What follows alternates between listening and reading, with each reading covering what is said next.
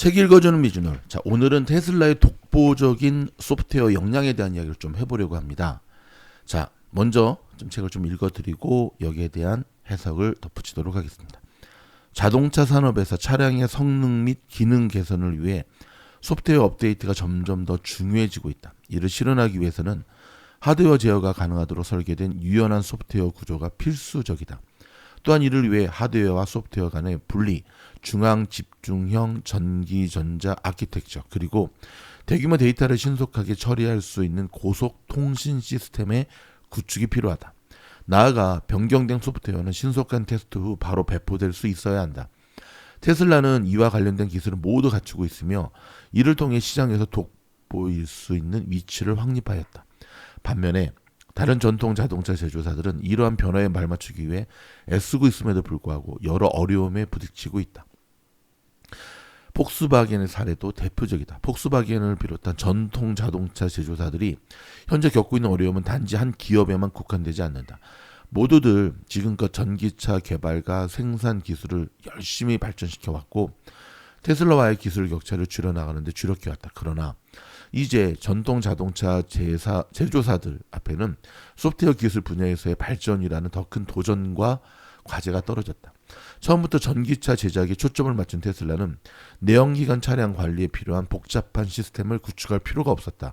테슬라는 초기 모델 설계 당시부터 차내 소프트웨어 서비스 확장 가능성을 고려하여 필수적인 기초 기술들을 사전에 탑재함으로써 소프트웨어 개발 면에서 유리한 위치를 점하고 있다.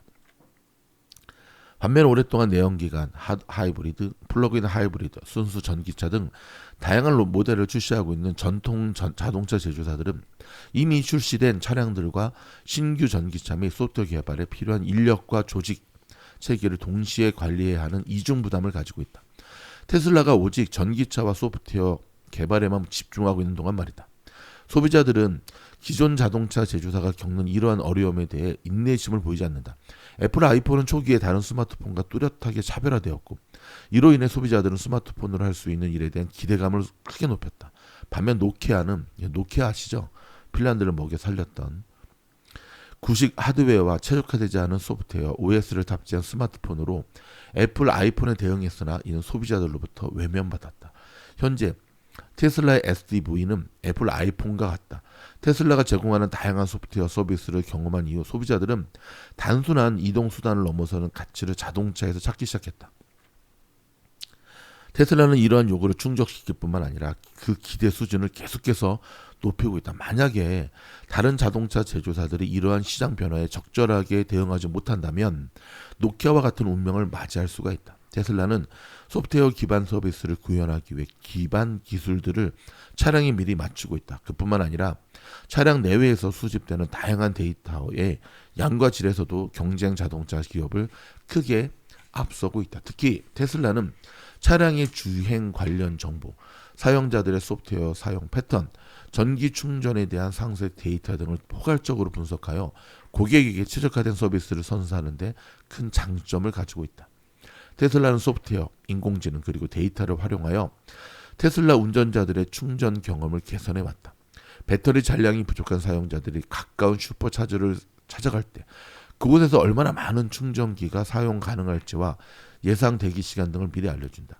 이 서비스는 현재 슈퍼차저 지역으로 이동 중인 테슬라 차량들의 실시간 위치 정보 및 충전 패턴 데이터를 종합 분석하여 제공한다. 그뿐만 아니라 이미 슈퍼차저에 도달해 충전 중인 차량들의 예상 출발 시간도 계산에 포함되어 운전자가 목적지에 도착했을 때 실제로 접근 가능한 충전기 숫자와 대기 필요 여부를 정확하게 예측할 수 있도록 한다.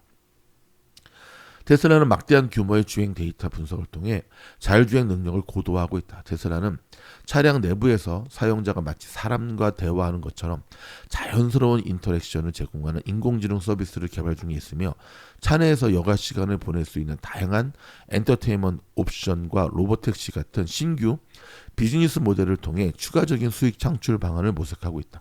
이 외에도 테슬라는 애플이 성공적으로 구현한 바 있는 앱마켓 전략을 도입하여 서드파티들이 테슬라만의 앱스토어에 참여하게 함으로써 차량용 애플리케이션 생태계를 선도하기 위한 움직임도 보이고 있다. 이를 통해 테슬라는 사용자 경험을 한 단계 끌어들이고 시장 내 경쟁력을 더욱 강화할 계획이다. 테슬라 모델 Y는 2023년 글로벌 시장에서 가장 많은 판매량을 기록했다. 이는 테슬라가 제공하는 소프트웨어 서비스와 전기차 플랫폼이 세계 곳곳으로 확대되고 있음을 나타내는 중요한 지표다. 또한 테슬라는 다른 자동차 제조사들에게도 자율주행 기술 라이센스를 제공할 방침임을 밝혔다. 이런 움직임은 테슬라에게 또 다른 수입원을 의미함과 동시에 테슬라가 차세대 모빌리티 분야에서의 리더십을 강화하려는 의지의 일환으로 해석이 된다. 자, 그럼 우리가 두 가지로 좀 생각을 해보기를 원하는데요.